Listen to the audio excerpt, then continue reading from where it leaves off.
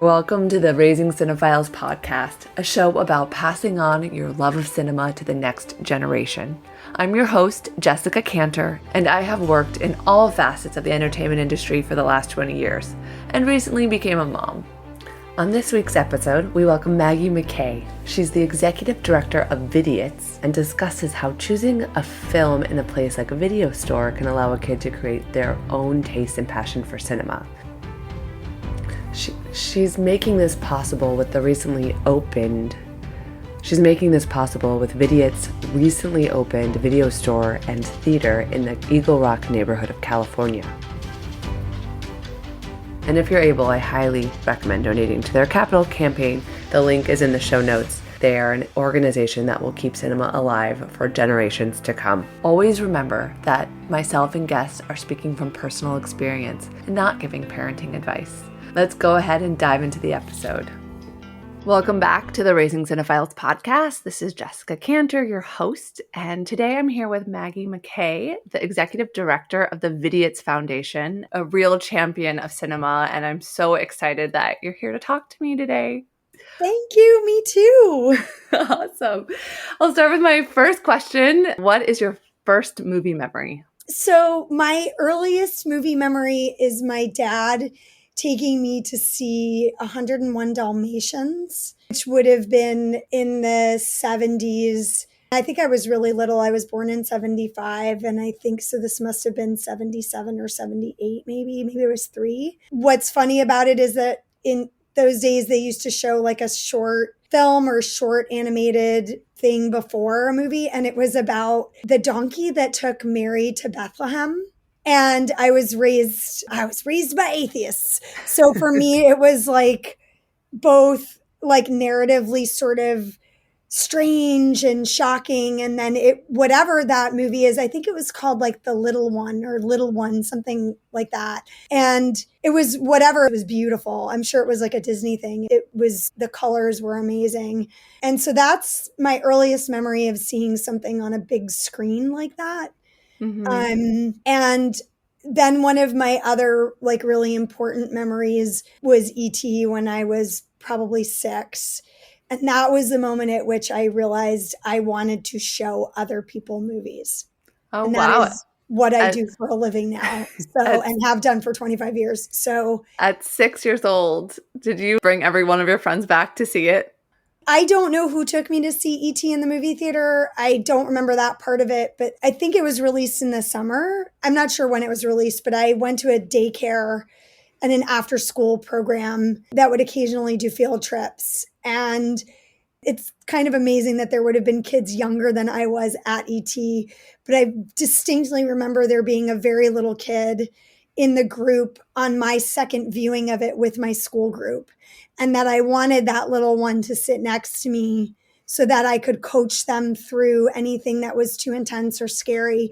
But I loved the movies so much, and it was like in my DNA from the minute it started, mm-hmm. that it was very important to me to be able to watch someone who hadn't seen it see it, and to walk them through that experience without talking and without interrupting, but have them near so that I could watch them have that experience that I had had and had been so transformative for me, whatever, like a few days or weeks before. And that was the start of my really wanting to watch other people watch movies. That's amazing. I'm going to come back to this, but I did notice there is an ET screening, or was just recently at Vidiots. Yeah.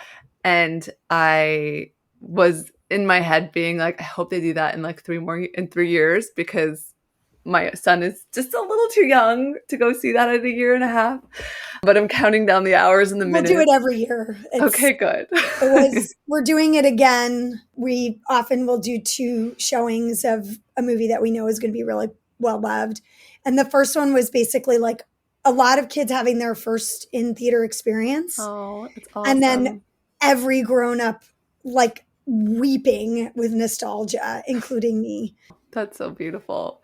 Okay, staying with your childhood, what was your family rituals around cinema? There weren't so many rituals. I grew up in Manhattan and Brooklyn. My parents were divorced. It's funny that my dad took me to see my first movie because we didn't actually, he loves movies and he has incredible taste in film, but it's not his thing is music. And so he didn't pursue movies. My mother's a huge film lover, and we lived within walking distance to movie theaters that are now quite famous, but at the time were just Film Forum in its original location in Soho, and the Quad Cinema, which has now been redone, and then what was then the Waverly, which is now the IFC Center.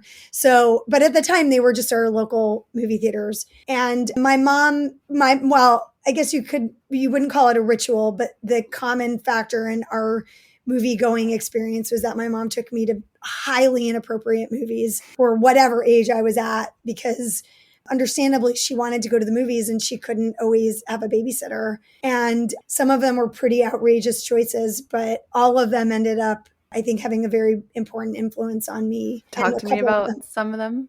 Yeah, the big famous one in our house is An American Werewolf in London when I was 6. Oh, wow. Which she did have to take me out of screaming within a few minutes. But it's one of my favorite movies to this day. And my 10-year-old loves it more than anything. I rewatch it. I rewatched it 2 nights ago. I watched it. So whatever, trauma versus like passion, who knows? Mm-hmm. Yeah. I moved to New York City when I was in high school, and we lived across from Lincoln Square Cinemas. And so that's where I got my movie education. After school, didn't know what to do, spent my allowance going to the movies. Yeah, well, that's exactly what I did. And I think that was the magic for me was, yes, I had one parent who was taking me to see stuff, but that was for her. She wasn't curating for me. I just was tagging along. And when I got old enough to babysit, which in the 70s and 80s was around 10, then I was on my own. And I was making my own ritual. And that, I think, is what is fundamentally important and fundamentally absent, and very much my driving force behind everything that I've been doing with Vidiots over the last 7-8 years is all about the fact that I had this thing that I don't see kids having anymore. Yeah. And talk to me a little bit about how you made choices. How did you curate your taste? It was really simple for me. The movie going part was really simple. It was like our generation, or my generation, had movies that were extremely high quality movies made for younger people. We had The Lost Boys, we had Stand By Me, we had The Goonies. These are fantastic movies. So it wasn't very hard. I went to the stuff that was made for me and marketed to me in the movie theater. Say Anything. There were just a lot of those movies available. But where it got more interesting was in the video store. So I lived in a neighborhood that was then very inhospitable to kids and downright dangerous. And when the video store opened across the street from my house, which would have been in the early 80s, everything changed. And that's where it wasn't the movie theater that broke me out of my sort of like typical viewing box. It was the video store that did that, because there were no algorithms in the video store. There was no marketing design. There were no commercials. You browsed and you picked up anything that remotely looked odd or interesting or scary or sexy. And that's where I found things that were so explicitly not made for me and not marketed to me. But those were the movies that made the most, I would say, that advanced me the most as a movie lover. Yeah. And so it really wasn't the movie theaters. It was the video store that busted open that world for me, which tells you why I love video so much. Yeah. And just for our listeners who aren't familiar with Vidiots, will you give like the top line of what it is and how it's reopened and all of that? Sure. You got 3 hours? No, I'm kidding. Sure. Vidiots is the landmark Los Angeles video store. We opened in 1985. We were way beyond a sort of, we're mom and mom video store, not mom and pop. We're female founded since 85. But what our founders, Patty and Kathy, did when they opened was they did it very conscientiously. They didn't just want to run a store or a transactional space. They opened to specifically create a community hub. They wanted to party in there every Friday night. They wanted to party on their own turf around something that they found interesting and missing in Los Angeles, and that happened to be a video store. And that's precisely what they did. Vidiots was so beyond any video store I've ever known or heard of, because they were doing things like bringing Charles Burnett in for a conversation. They were throwing birthday parties for Les Blank and Russ Meyer and having polka parties and puppet shows. And they were appealing to everyone in their neighborhood. And then their collection was so mind-blowing, especially at the time, because things were so difficult to find. And the way they were curating was so unique, I think largely because they were women, that their reputation went way beyond the neighborhood. And suddenly they were a national phenomena in terms of independent video stores. And then they were also they are still the most welcoming, funny, kind, generous people on the planet. And everybody wanted to hang out there. And famous people, not famous people, filmmakers, local people, anybody. We had such a diverse community in Santa Monica. And then obviously the technological shift had a really debilitating impact on their business model. They transitioned to a nonprofit around 2012-13.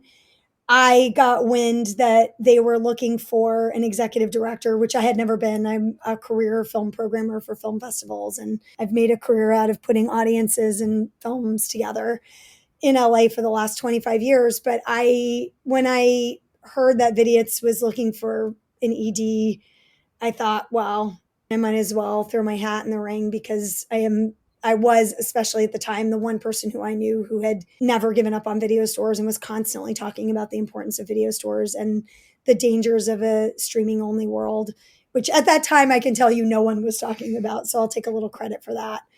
But no one except for Patty and Kathy and the other video store owners. And yeah, it became a real passion project. And when I realized very early on in 2016, 2017, when I took the job, there was no sustainability possible in Santa Monica. And we announced closing in 17. I always had a plan that we would try to reopen. I think very few people thought that would actually happen. And I definitely had times where I didn't either, especially because we did almost all of this during the pandemic. Mm-hmm. But here we are, open in Eagle Rock with a 271 seat, beautiful cinema, a bar, concessions, the full meal deal. I actually lived around the corner from the Santa Monica store. I was there 2014 to 2020, basically. And I was so years. Yeah, I lived on Bay Street, so literally around the corner. And so sad when I saw it close. But I went to the event at the Ace and a couple of the fundraising events, and I am so excited to go across town and visit. It's not so easy to get across town right now with the age of my child, but it's definitely going to happen. I'm so happy for the work that you're doing, I think, especially for the future of my kid. And so going back to the video store, I'm curious your relationship to your video clerk. How, when you were a young kid, how much did they help you find and discover? Oh, not at all. My video store, the late, great Rare Bird Video, was also an independent store in Soho. I have absolutely no recollection of any of the clerks. The way that the store was set up, it was a very Soho-esque setup. You walked in off of the street level and then you went downstairs. And it wasn't a particularly huge space, but the clerks were upstairs. So I was mostly downstairs by myself for hours on end. They were cool. They never kicked me out. Occasionally my mom would call and say, hey, is there a kid there? Send her home for dinner. But that was the beauty of that experience, right? Was that it was totally self-motivated. Mm-hmm. It was safe. Maybe they knew my name. Maybe there was a little bit of banter once in a while, but they were probably artists who were working there and trying to at the time keep up with what eventually were very rising costs in Soho. I doubt that they were career video store clerks. Yeah. I wish that I could remember some of them, but it didn't matter that they weren't guiding me to things. I'm sure there was a little bit of back and forth once in a while, but it really was completely self-motivated. And I think that's what was important about it, was that I wasn't being tutored through the experience. Any teenage kid or preteen will tell you, like, you watching your parents or your older siblings or your aunts and uncles do something isn't the motivating factor for your interests. Self-discovery is the motivating factor. I ask this question a lot. Do you think taste is nature or nurture? I don't know. I think it's access. I don't think it's either. I think it's access. I generally think people are smart and have the ability to, or like the inclination towards good taste in film, whatever that means. But I think it's what you have access to. And I think the big box video stores didn't help. I think those were limiting. And I think certainly now we're really limited. But I think if you have access to something interesting, people will gravitate towards it. I used to be much more militant as a film programmer for film festivals about what I thought was good and bad taste and good taste. There are plenty of movies that I loathe that people like, and I'm like, you're wrong. But I think coming back to my video store roots with Vidiots has, because the goal is to give everybody access to everything that is possible to watch or to discover, it makes you stop caring in some ways about what's good or bad. It's so interesting when you think about little movies that like capture the nation. The one that's coming to mind is Little Miss Sunshine, you know, which is quirky and strange. And they started small, but it had such great emotion and feeling. So I think it's the definition of what makes good. It's not necessarily craft sometimes. Sometimes that was a craftful film, but it's how the film makes you feel. And sometimes a bad film can hit you on the right day and get your mojo going because you just needed that feeling, and it becomes your favorite film at that moment. Yeah. I just think it's always so wonderful and surprising to talk to someone about their film interests, because especially people who are not your work colleagues or people that are already invested, but like I routinely will talk to our mail carrier about her favorite movies and many of which she saw at the Eagle when she was growing up. And like, she has the most interesting taste in movies, and it overlaps a lot with mine. Whereas like I have colleagues who've been doing the same work in the same circle as I have for a long time, and our taste does not overlap at all. So, and that's the beauty of the movies, right? It's the art form for the masses. And when it's really, really accessible to people, it creates these incredible connections where there don't naturally seem to be those connections. And that's why I am working so hard to keep it accessible. Yeah, it's part of the reason and impetus of me starting this podcast is I'm afraid by the time my son is a teenager, he won't have a place to see movies. Yeah, not if I can help it. Outside of his living room or a museum. And part of it is a lot of the movies for him, like the ones you saw when you were younger, are on streaming. They're on streamers. They never go to a theater. And as a writer, creator of content, I'm suddenly drawn to want to write those, what would be today's Goonies. Like, what is that? Like, action adventure. And I'm the amount E.T., Goonies, Jaws, Back to the Future have come up in these conversations, how much they've defined a childhood is kind of insane. I mean, it's amazing how kids are when they have access. I have a 13 and a 10-year-old, and they've always liked movies. They have always liked going to the movies. I don't think the options for them in terms of new movies have been strong since they've had great things like Coco and when they were little. But I think that they're definitely like, if whatever the equivalent of like YA in film is, I don't think it's very high quality in terms of what is going into movie theaters. They definitely like some of the Marvel movies. They're like big Black Panther fans, But the other stuff, like the franchise stuff, I think they just burned out on it. The Spider-Man movies, they love. The Spider-Verse movies, they love because they're so unique. But those are like once every few years. And so there's not this consistent flow coming into the movies.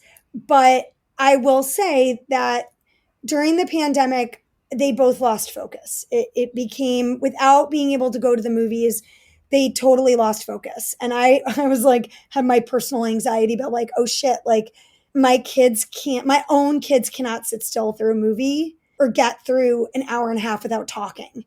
And like, here I run video. It's like, this is going to be so embarrassing. What am I going to do? And then we started screening movies just a little over 2 weeks ago. They've been each at least 5 or 6 movies. And my son, I watched him watch. My son watched the great and wonderful, perfect, truly perfect movie, Crooklyn. Spike Lee's, my favorite Spike Lee movie, truly a perfect piece of film.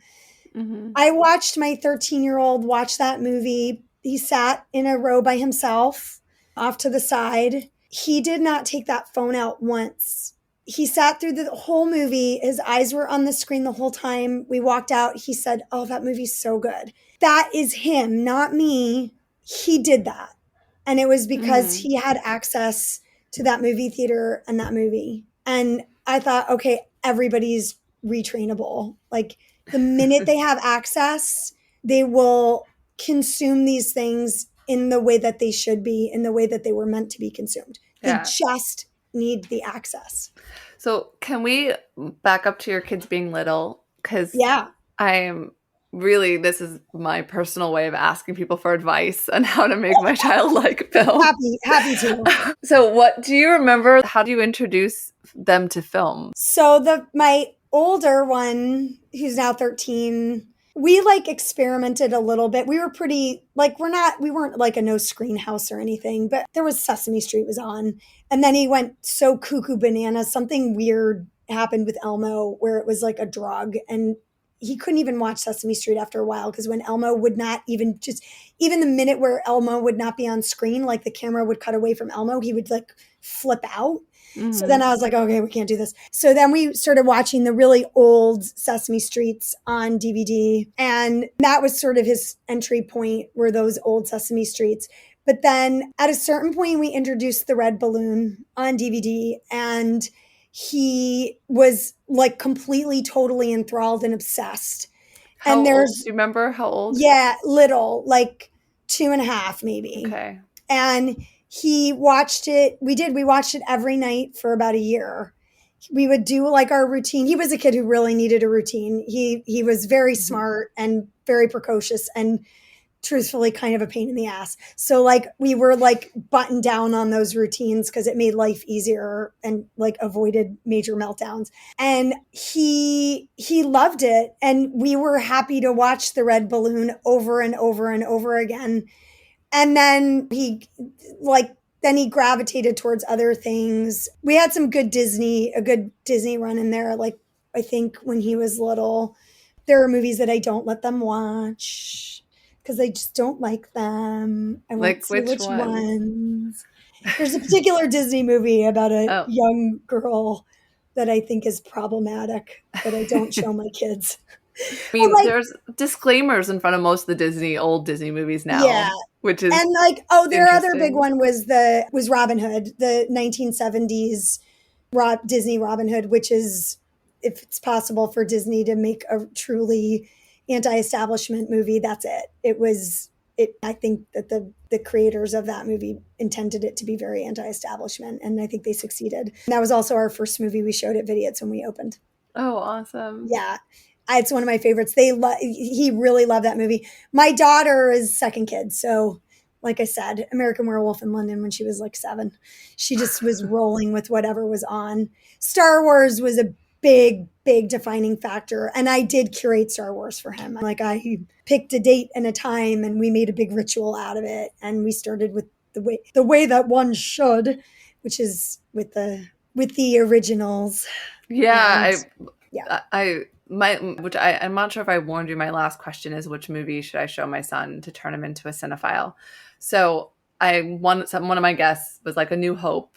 Like, that's where you should start with Star Wars. Later, like Indiana Jones, Raiders of the Lost Ark was another one. Back to the Future, E.T., those were kind of on my list. And I like almost, I'm trying to decide. I don't want him to really watch a full movie like seriously until I can take him to the movie theater, so that he understands the difference between streaming on the TV or iPad and going to a movie, and that's a special thing for us to do together.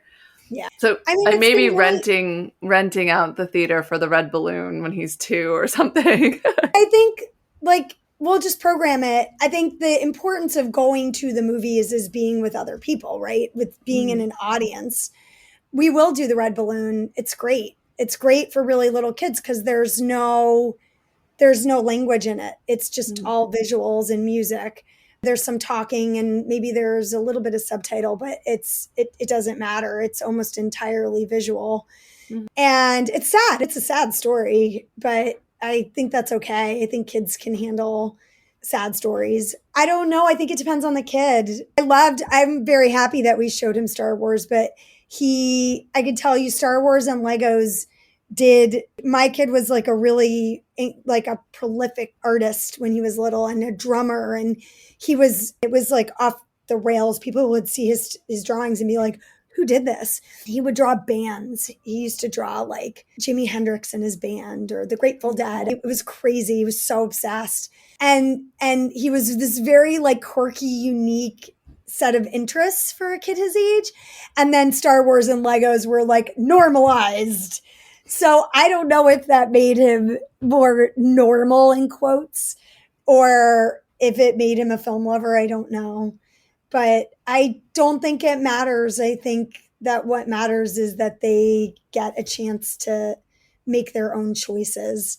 And I actually think I think movie theaters are great and I love them and that's why we're running one. But I also think that video stores are equally important in the same way that a library is important when they're little, for them to have agency and be able to pick things up and look at them and choose them. And my experience watching my children when they were 3 and 6 run around at Vidiots when things were absolutely not going well and I knew we were going to have to close. And I knew maybe I didn't know exactly how hard it was going to be to keep it alive, but I had an inkling. And watching my children run around in the video store and the joy and the sort of inspiration and the kind of like sparks that were flying around in their brains, that's why I did it. Because I knew I could do it for them and I knew I could do it for kids, honestly, who needed it more than they did. And we're seeing it already. Has anything that they've picked up in the video store surprised you?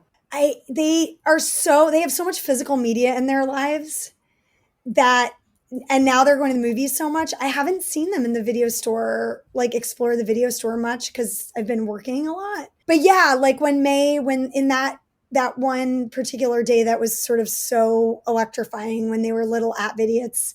Oh my God, now it's like years and years ago. Yeah, definitely. I think my daughter took home like some like teenage movie or something when she was like 3 that our clerk was like, give it a go.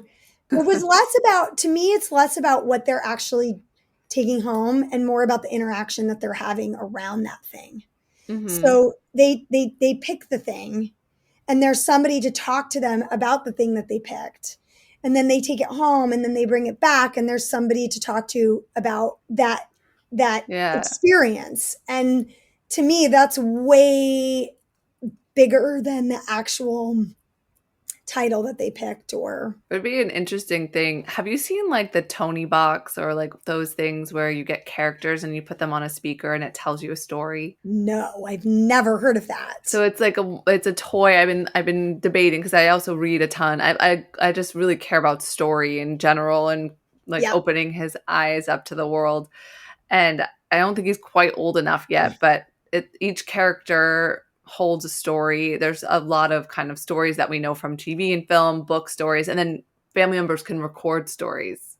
Oh yeah, we had a book where I think it was like the night before Christmas or something, where like a grandparent Could read it. recorded their voice reading the story to Yeah. our kids. They liked that quite a So it's bit. like each story is inside this character and you place it on the top of like a smart speaker and then it works. So it's like the idea of handling and moving. And I wonder if there's a world where you could do that same kind of digital transfer. The technology is there where it would just tell you what to watch. It's almost like plugging in a USB in a lot of ways, you know? Yeah.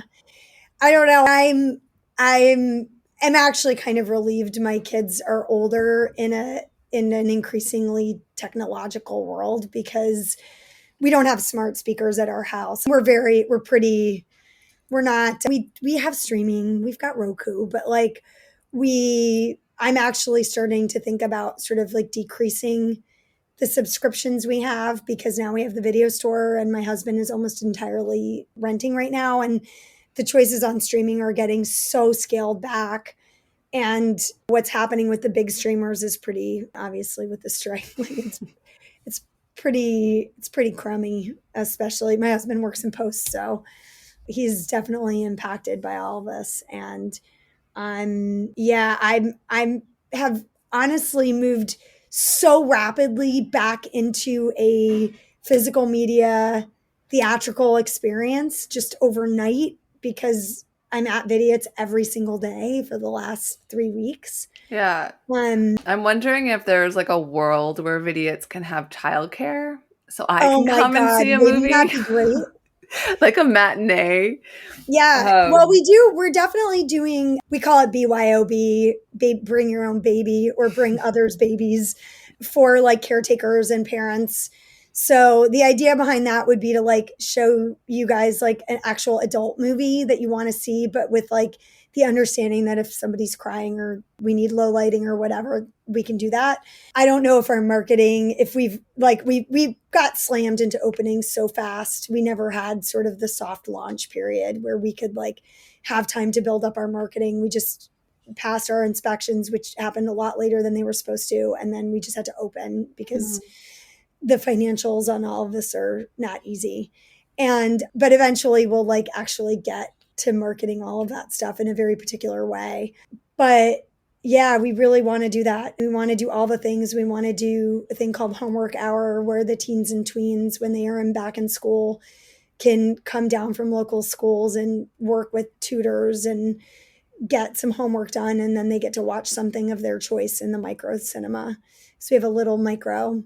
Mm-hmm. And then we're doing a lot of partner programming with like Outfest for Family Day and stuff like that. So the hope is that people of all ages and ranges and wherever they are in their lives start to know that Vidiots is a place where they can go and bring their kids or bring the kids that they're caring for.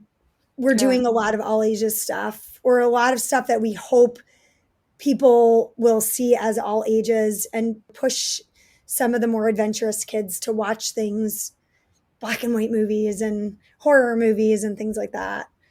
And then lots of movies for little kids too. But part of what I'm kind of excited for in the journey of raising my son is like, you know, I'll help introduce him to some stuff. I'll let him choose stuff, but I get to rewatch everything. And I'm so excited. And I'm almost like, some of it I'll rewatch before and I'll watch it again with.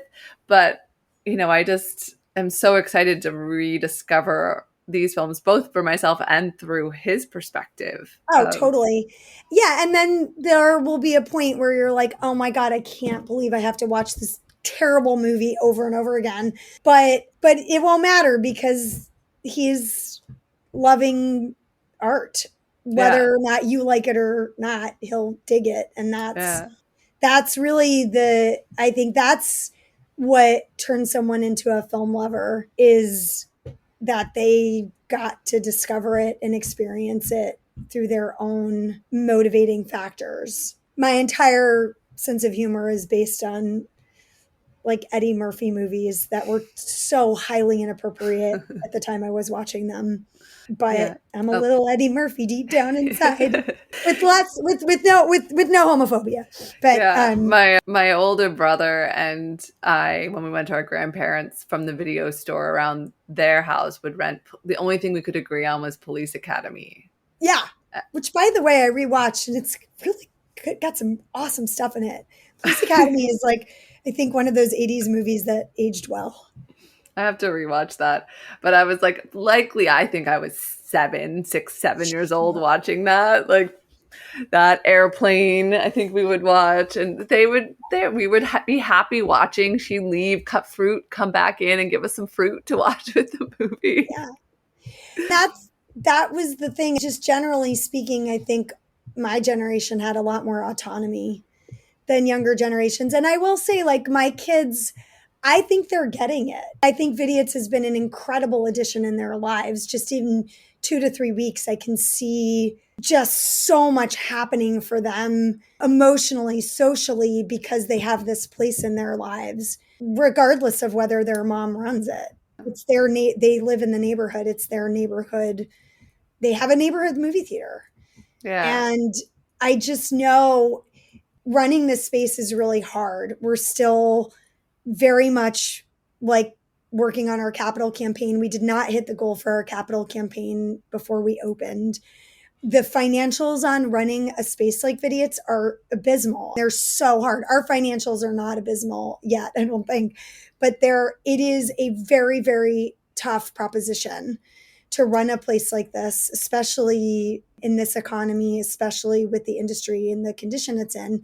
But it's worth it to do it and ride it either until it's successful or until the wheels come off, because every time there's even a small audience in there, it makes the world a little better, because you're giving a person something they didn't have before. You're giving them an experience that definitely changes them. One of the things that I think about a lot in having these conversations is when I was a teenager, both like I lived in Florida and then New York, and a lot of other people would be dropped off at 12, 13 years old at the movie theater. We would see our friends in the lobby. It was our social get together. And and I know we all know that kids who are bored and have nowhere to go drink and do drugs. They sit in a parking lot and drink and do drugs. And for an hour and a half, if they could be in a movie theater watching a movie, eating candy, I think is a much better way for them to spend their time and have something to talk about, have some way to share their experience with their friends. Yeah, that's what we're seeing at Vidiots. We're seeing groups of kids, and that was the one thing I wanted for the place. I wanted to see diverse audiences, and I wanted to see groups of kids coming, or single kids coming in by themselves to watch a movie. And that has been happening since day one of opening. We are seeing, if we program for them, they come. And they are coming, and sometimes a parent is bringing in a bunch of kids and buying them stuff, but they're coming in on their own and they're using cash to pay for things. And they're sitting with their friends, and they're walking down from Eagle Rock High School and middle school. And that's what I wanted. And that's what we got. And I was right. I knew if we gave it to them, they would come. Yeah. And it definitely, you have to do some finicky programming. You can see where like, oh yeah, this is going to be a lighter show, because I think people right now are really needing to see things that are uplifting, or like for the adults, they want to see movies that they really love, that they haven't had a chance to see in a while, or that they very specifically want to see with an audience. And so we're trying to really watch what people want to see and hear what they're saying. And usually I don't believe in taking surveys, but in this case, we've asked people for years, what do you want to see? What do you want to see? And we're listening. Yeah, I have trouble getting out to the movies, even though it's I used to go 4 or 5 times a week. You have a baby. It's completely understandable. And it's also just really expensive to pay for a sitter. Yeah. And it's such a long, like all the movies out in theaters right now are like 3 hours long. And so with that dinner and a movie and the cost of everything, plus the 6 hours of a sitter to do that evening is just a lot.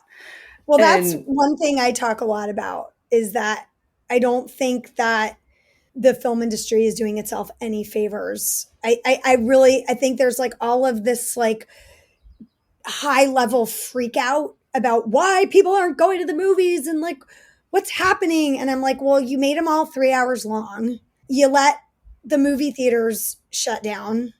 So now there's like, you've made it even longer because there's travel time involved that didn't used to be there.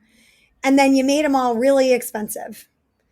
And sorry, that's like you're reversing out of 100 years of consistent like patterning and behaviors and levels of accessibility, and you're wondering why you're having a financial problem. crisis. Yeah. Like I think the movie I'm likely going to see next is Barbie. And because I'm just want to support my fellow female filmmakers, but also just I grew up in a Barbie world. Yeah. But I just have a feeling they did something really interesting with it. And I want to get a bunch of moms together while our kids are in daycare and go at like noon and see the movie. And I 3 weeks ago, I wanted to see Kira Sedgwick's film that she directed, which I'm forgetting the name of. And by the time I could get it together to get to the theater, it wasn't there anymore. Yeah. We're doing some sub runs. We're doing sub run screenings of movies in our micro cinema because so many, especially independent titles now, are like coming into commercial movie theaters and leaving within a week or so. Yeah, we'll see how our numbers do. I don't know if it will be sustainable. I hope so. I think we need to establish a kind of like awareness that at least in Northeast LA, if you didn't want to drive, you didn't want to do a significant drive time or pay a $20 ticket, that you can reliably see movies after they've opened at Vidiots. I don't know how consistent that will be, but I hope so. People are showing up for them. But yeah, the affordability and the ease of going to the movies is like, to me, just address it. Yeah. Just address it. And then finance more movies that are like, we need the mid. It's small and big right now. We need those like $10 to $20 million family films. They're gone. Or they don't, I don't even know if they have to be family friendly. I think like just make good movies that people want to see. If you watch, we watched Terms of Endearment recently, and I was like, this was a huge commercial movie when I was growing up. If you look at it now, that would be like a deep indie, super indie movie now. Even Jaws would not, I don't know if that would be a tentpole movie now. It's too good. Yeah. 3 people so far independently have been like, Jaws is a perfect movie. It is a perfect movie. I totally agree. It hits all of the things. Yeah. I think there are so many. I think there are a lot of perfect movies. I think the Celine Sciamma Girlhood, which I think very few people outside of the independent film community are aware of it. I think that's a perfect movie. I think Leaves Bayou is a perfect movie. But I like, where do you see those movies and how do you get them to wider audiences? I think it's got to be a long-term project to make spaces like Vidiots readily available across the globe. And then I think you get us back to a place where people are consuming good movies again.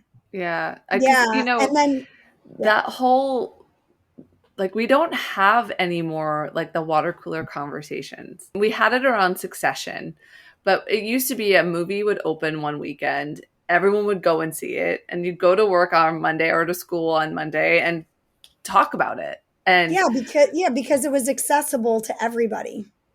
And it was like, and you wanted to go to be part of the conversation. Yeah. And yeah. And now I see it's like, it's about those conversations are about episodic now, for sure.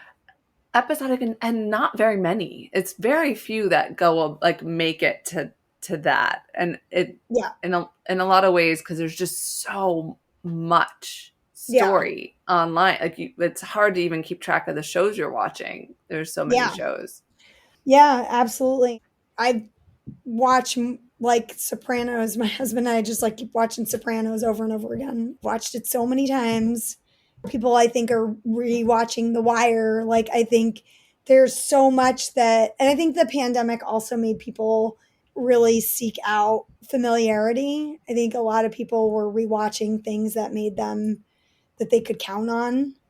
And I love all of it. I'm not like that much of a snob. I don't even actually describe myself as a cinephile. I just describe myself as a film lover, because I went to graduate school for film studies, but I don't remember any of it.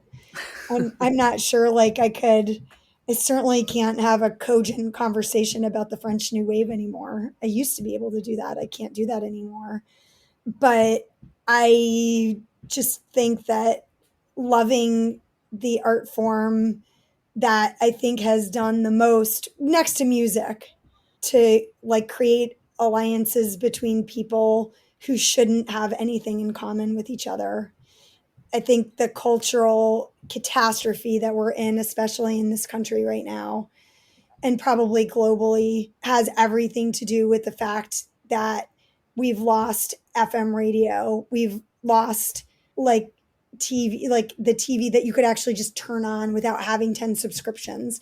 We've lost all of these things that were sort of universal in the arts that are no longer universal. Yeah, I think also we lost like the truth of the image and the sound. Everything is so manipulated that cross digital. And I'm a digital person. I've worked in digital a lot, and I miss the finality of film, of like, you don't have forever. It's not perfect. And I think the difference between the human and the machine is our imperfections. And so yeah, totally. I mean, that like, yeah, it's just, it is. It's the reason why people gravitate towards it is because they can see themselves in it. So we're nearing towards the end of our hour. So to close us up, I'm going to ask what film, and it doesn't matter his age. So like which film should absolutely be on his list that I should expose him to help him love cinema? Oh my goodness. Well, we've already talked about The Red Balloon, but I think that's like a matter of if he gels to it or not. For a little guy, yeah, I think I would try The Red Balloon. I would see how it goes. Yeah, I know that he loves balloons, like loves them. So you might get sad then the balloon doesn't have such a great fate. I know. I'm going to rewatch it before I show it to him. You should rewatch it. But he, like, we walk by a balloon store and it's like, blah, blah, blah, blah, blah, blah. Yeah, oh God, then he'll at least like the beginning. And then I think the Disney animated Foxes is really great. I also like for them to see there's so shamefully little diversity in classic Disney stuff that I avoided a lot of it. And I pursued as much as I could to get them out of their box, especially during the pandemic, because they were kind of young when the pandemic started. But I always gravitate towards the animal stuff because they're not seeing human faces, I think is a good thing when they're really little. Yeah, that's great. Thank you so much for joining. And I will make sure in the liner notes to put information about Vidiots and how to contribute. Thank you. Yes. VidiotsFoundation.org. Yeah. And come out and bring him out in the next year, and we'll see how it goes. Yeah. Thank you so much. Okay, great. Good talking to you, Jessica. If you enjoyed the conversation, please don't forget to like and subscribe. New episodes release every Wednesday. And leave a comment and let me know which movie you think I should show my son. Until next time, take care.